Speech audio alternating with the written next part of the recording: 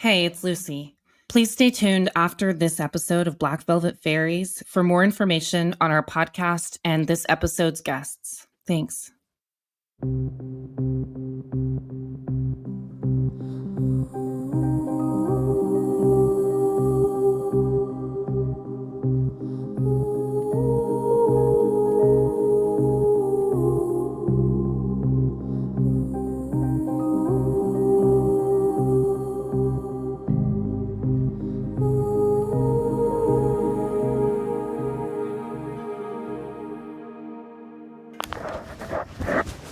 Hey, let me just catch my breath. Oh, my heart is racing. It's 3 a.m. I just woke up. I had a dream. An intense one. Weird. Hard to describe. But it's less about what it was about and more that it felt real. I used to have dreams as a kid. Night terrors. But I haven't had anything like this in years. These started the night I brought the paintings home, and they haven't let up. Classic horror scenario, right? Soon I'll see dead people. I can't sleep. I'm meeting my friend James in the morning. Talk about this podcast. Okay, kids. I'm gonna do some fairy research, cuddle with my cat, and take a Xanax.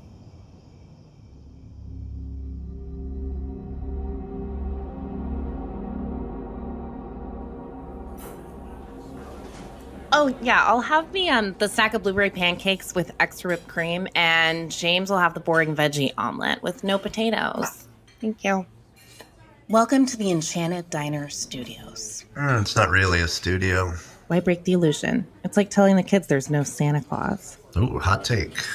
Okay, anyway, this grouchy old soul is James. James, introduce yourself. I'm James. That's it. Riveting.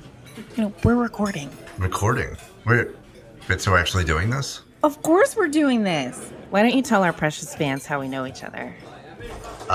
We met in high school. James and I were theater nerds.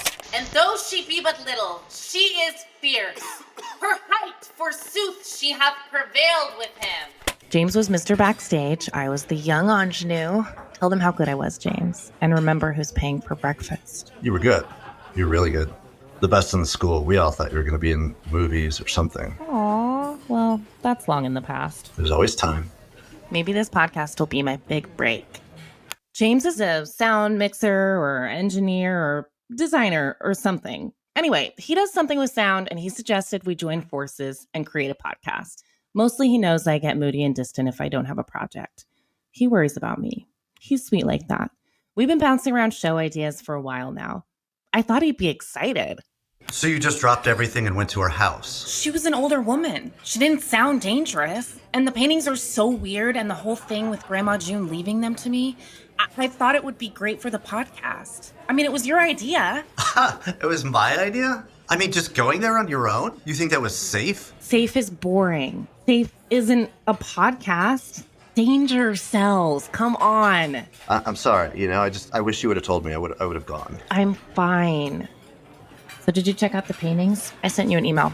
Yeah, I saw them. So, what's your expert opinion? They're nice. Nice? Come on, bro. Give me something. They're odd, okay? But I'm not much of an art expert, and I don't want to question your dead grandmother's taste, Are they worth some money? No, who would spend money for those? I don't know, art lovers, fairy aficionados. Yeah, no, it doesn't matter. What matters is June wanted me to have them. How do you know that? The movers, they knew I was coming for them. That must have been June. Maybe they knew you were coming for something, and then this was all that was left, and They knew I was coming for the paintings, James. They said paintings. And the damn things were hidden, like Han Solo's smuggling hidden. But it was more than that. Ugh. Okay, if you laugh, I'm not going to tell you. I'm just not going to tell you. No laughing. Promise. I felt something. An energy or a presence. Something about them calling to me. Can't quite explain it, but it's like I'm supposed to be doing this, figuring this out. Like, it's important. Why don't you just go to your mom? This podcast is supposed to be fun, and my mother is not fun. But she might have answers. Yeah, and she might make me crazy. Crazier. Well, I don't know anything about paintings or fairies. Well, it's a good thing your girl's already on the case. I couldn't sleep, so I did some Googling and I found our first expert. My name is John Cruz. I'm the author of over a dozen books, which include fairy, beyond fairy, and British fairies. So, first off, would you say that there's a large number of people who do believe in fairies? I think probably more people believed in fairies in the past, a few hundred years ago, than do now, but there are still many thousands of people who do believe in fairies today. Hmm. I'm here in Britain, and I would say that almost everyone in Britain, say back in Elizabethan times, would have believed in fairies, and they were just part of the landscape. Yeah, of course. If we go back to the 1800s, the early 1900s, there was the Industrial Revolution. More and more people moved out of the countryside into cities, working in factories, and they lost that natural link to an awareness of the supernatural. Okay, so let's get to it. Are fairies good or bad? Part of the problem, maybe, of answering your question is that we're trying to judge fairies on human standards, and they don't want to be judged on human standards. They have their own agenda. Hmm. But our experience of them, probably we would say that fairies are bad. They do things that we wouldn't like.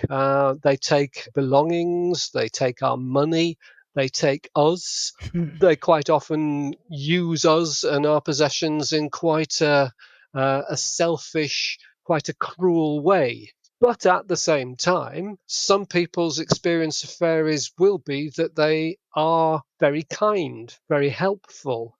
Some people are favoured by the fairies, often for reasons they don't understand. It sounds like caution is advised. What if, someone, me, did come across one of these things? How would I approach it? Are there any do's or don'ts? I think the best advice always is to be respectful to them.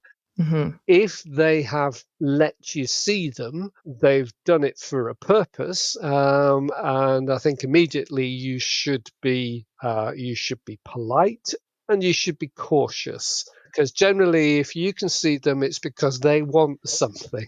Oh, There are some families where the ability to see the fairies is part of their genetic makeup, if you like. They're born with it. There's that way of getting what's called the second sight. but still, even for people with this second sight, it sounds like it's best to stay away. I would say yes. They are potentially dangerous. They have magical powers that we don't understand. So, always being cautious and probably always keeping at a distance from them is the best advice that I could give you. So now we knew a little more about fairies, but the ones in the paintings seemed different than the fairies of lore.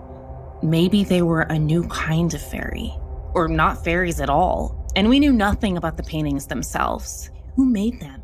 When? Why? So I decided to go in a different direction, and I found a second expert. I'm Juanita. I'm a black velvet painter. I've painted for over 20 years. Hi, Juanita. Thank you so much for joining us today. We're really excited to talk to you. Hi, yeah. I'm on the phone, so I hope the connection is okay. Yeah, it seems to be fine. James, how's it for you? Loud and clear. Yeah. Okay. I know that you saw photos of the ones that we have that we sent over to you. I just wanted to start off by asking if you have any idea where these came from. Well, it's hard to tell, but they definitely look older, the way the velvet is. What do you mean by that? Sorry, yeah. Older velvet, the fibers are further apart, and this painting looks a lot older. Do you think that there's anything particularly unusual about the ones that we sent you, like compared to other ones that you've seen? I've not seen a fairy painting on velvet, and not one like yours. I'm more familiar with velvet paintings of the 60s, 50s, 60s, which is in the US anyways, are of Americana, like icons, that kind of stuff. And your painting definitely feels more like what's on a tapestry. I don't have a huge knowledge of tapestries, but I think that they were mainly used to kind of tell stories, like in a way that you would almost tell it in a book. Am I correct in thinking that? Yeah, like a scroll, right? Of like sort of telling myths or like kind of telling history. Velvet was created to mimic the look and feel of tapestries that are woven, right? Is it unusual for people to paint on velvet? I think it was more popular back in the day, back a long time ago. It was created in Asia. It was made of silk, which is only used for like kings and queens and in the church in religious ceremonies. The religious angle, that would explain a lot. Why are you being so quiet? What's up with you? I might have something. What is it? Come on. I mean, I edited this stuff with you in the attic. I don't know. I mean, there was something weird on it. He says as if the whole thing wasn't weird. This is a different kind of weird.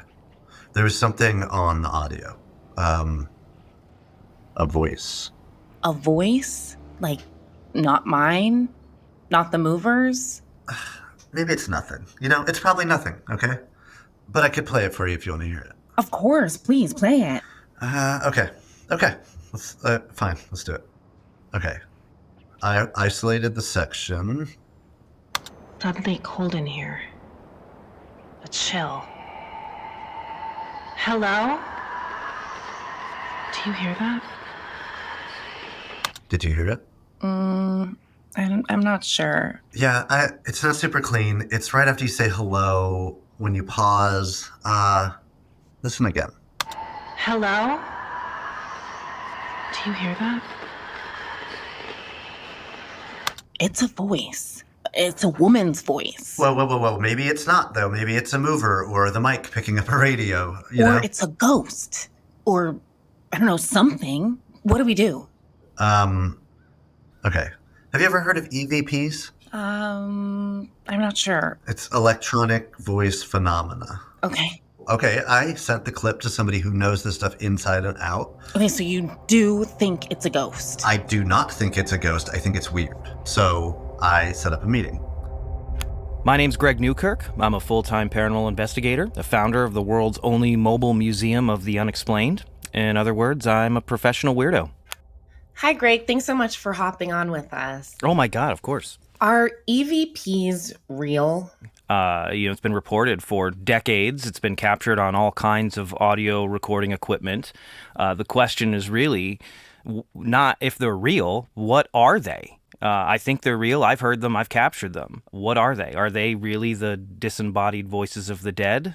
That's the bigger question. This just comes from conversations that James and I have been having about this. Have you ever dealt with EVPs that have anything to do with fairies or with other? I know that sounds really crazy, but we're just kind of like looking at every avenue, and I would love your opinion on that. You know, that's a really fascinating question because I think people are starting to come around to the idea that we've been putting things in boxes as paranormal researchers for a long time. And one of the things that I've noticed is people who are into ghosts don't talk to people who are into UFOs, and people who are into UFOs, they don't talk to people who are into Bigfoot. Right. There's not a lot of cross-pollination. But I think if these people started to talk to one another and they actually research stuff that was maybe outside their wheelhouse, they would find that what they're experiencing sometimes sounds like it's coming straight out of fairy lore.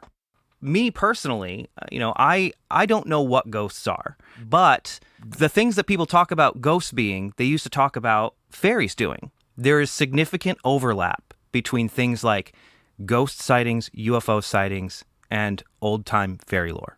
There is a researcher by the name of Jacques Vallée who was a UFO researcher who started to research UFO experiences all over the world.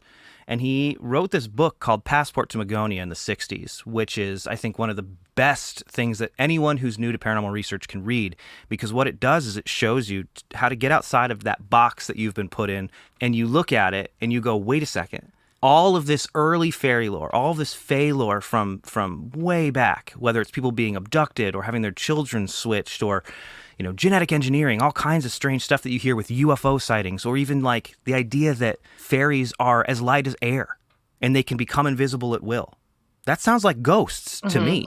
And this book has reference material that shows that most modern day sightings of things that people might call demons, jinn, extraterrestrials, things like that, ghosts, they fall into fae lore. So I think, yes, I believe in the fae. Okay.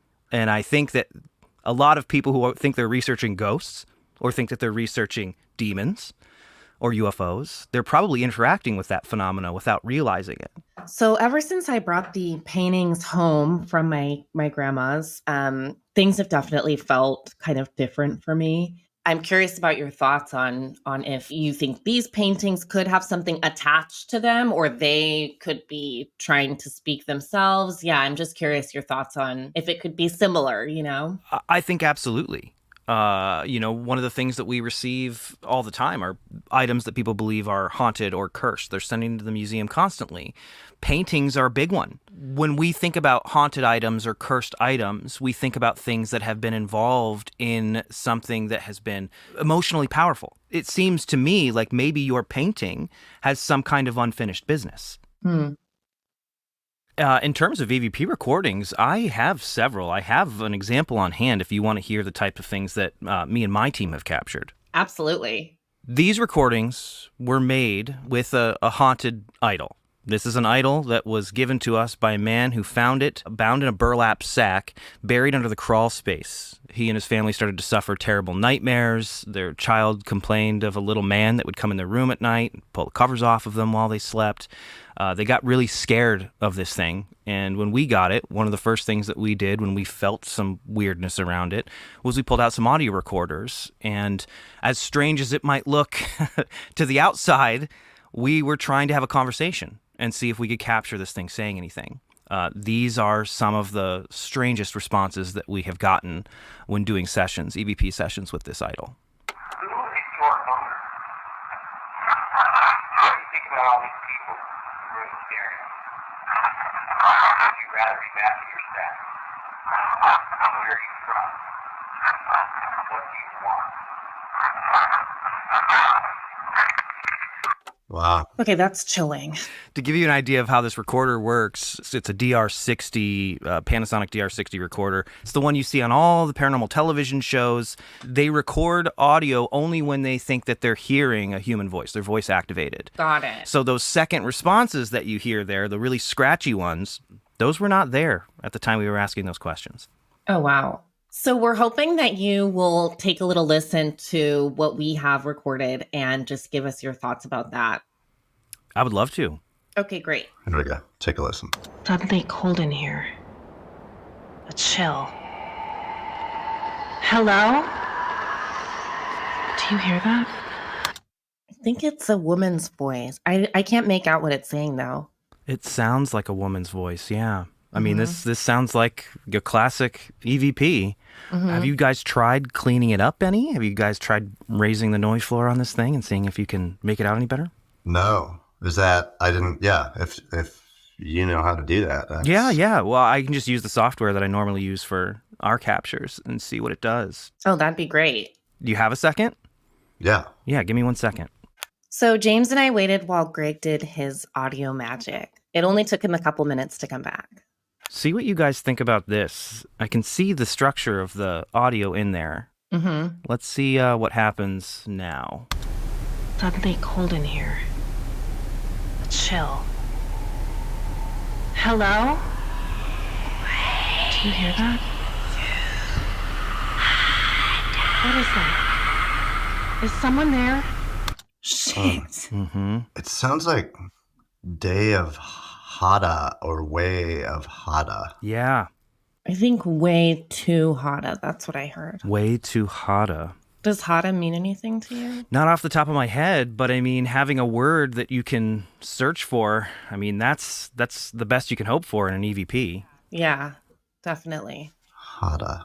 In your professional opinion, Greg, does this sound like, is this a ghost? I mean, I don't know if I can give you I can't give you a good answer to that. All I can tell you is it shouldn't be there. Right. If no one was there when you were recording this, it shouldn't be there. It's paranormal. Is it a ghost? I don't know. A lot of people believe that EVPs are recordings of discarnate spirits. How the mechanism, how that works, I don't know. All I know is I've captured EVPs. People I trust have captured EVPs. And I'm listening to one that you guys have recorded. It's there. It exists. What is it? I mean, that's the big question.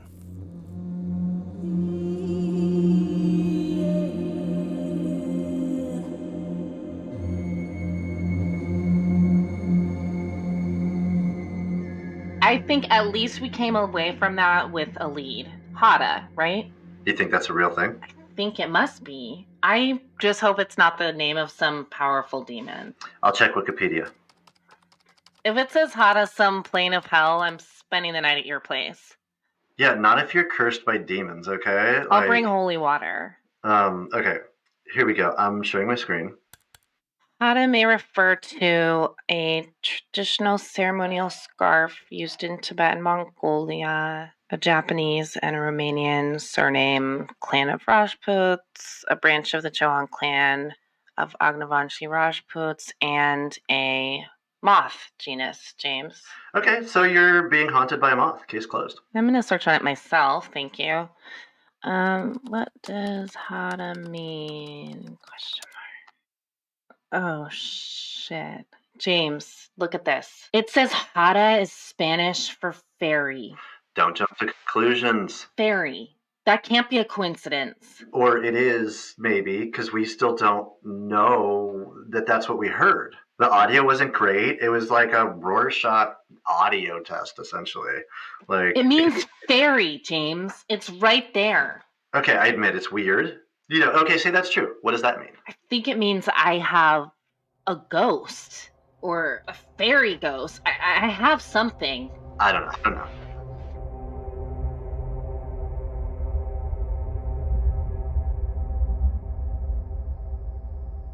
Welcome to my boudoir. I'm getting ready for bed, finishing up the nightly routine. Midnight, come up here. Come up here. I'm not sure I'm going to get much sleep tonight or ever again. I'm going to leave the recorder running tonight, all night. So if any fairies or demons or grandmas want to say anything, have at it. This is your chance. Nothing too scary, though.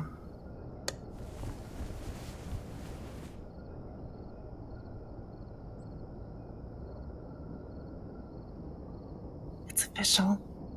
I'm freaked out enough that I need answers. Tomorrow, I'm going to go to the only person I can think of who might have them. Erin Fertel, my mom. You there, ghosts? Anyone? Okay. Well, sweet dreams.